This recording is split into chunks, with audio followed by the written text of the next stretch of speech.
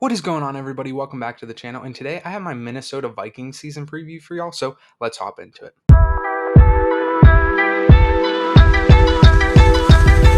Anyway, last year the Vikings were 13-4. They were first in the NFC North, which means they automatically got into the playoffs.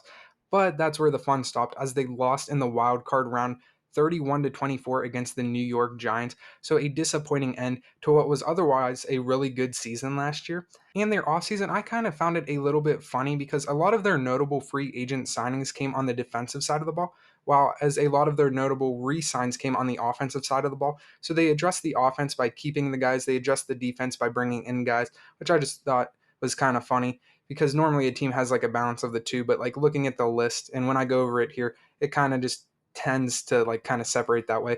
But either way, so they brought in cornerback Byron Murphy, defensive end Dean Lowry, linebacker Marcus Davenport, linebacker Troy Reeder.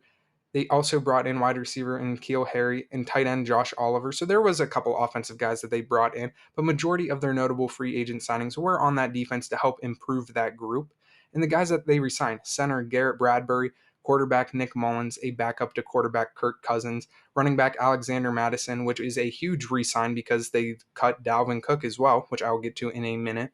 Kicker Greg Joseph, a special teamer, and fullback CJ Ham. So besides Greg Joseph on special teams, all the guys that they re-signed, all the notable guys, I should say, that they re-signed were on the offensive side of the ball. And the guys they lost, running back Dalvin Cook, like I said before, they cut him, and he's now with Aaron Rodgers on the Jets. They traded defensive end Zadarius Smith to the Cleveland Browns. They lost linebacker Eric Kendricks, wide receiver Adam Thielen, cornerback Cameron Dantzler, tight end Irv Smith, cornerback Patrick Peterson, and defensive tackle Dalvin Tomlinson. So their defense took a big hit in free agency, as well as Kirk Cousins did lose a few weapons in Dalvin Cook and Adam Thielen and Irv Smith.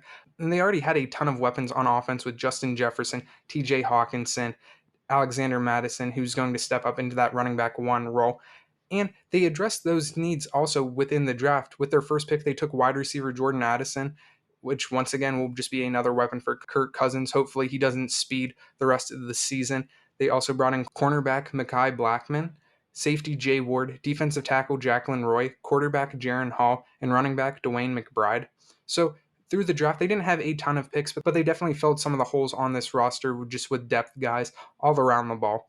And their only staff change was they got a new defensive coordinator in Brian Flores. He was the Miami Dolphins head coach, and I want to say he was with the Steelers last year as like a linebackers coach or something like that.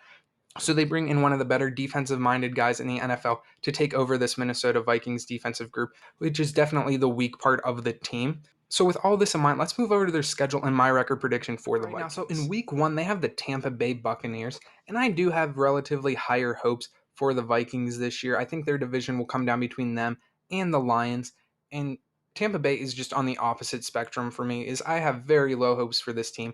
And with how explosive Minnesota's offense is with Justin Jefferson, I feel like this will be an easy win for the Vikings in week 1.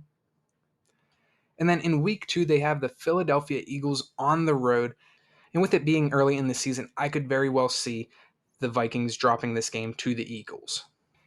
And then in week 3, they have the Los Angeles Chargers, and I think this is a really good matchup, mainly because these two teams, in my opinion, play kind of the same way. They have those fire-powered offenses that can get into the shootouts, and their defenses are kind of lackluster. So this game could really go either way. And because Minnesota is the home team, and in these videos, I just tend to, when it's close like this, and I really don't know who could win it, I just give the benefit of the doubt to the home team.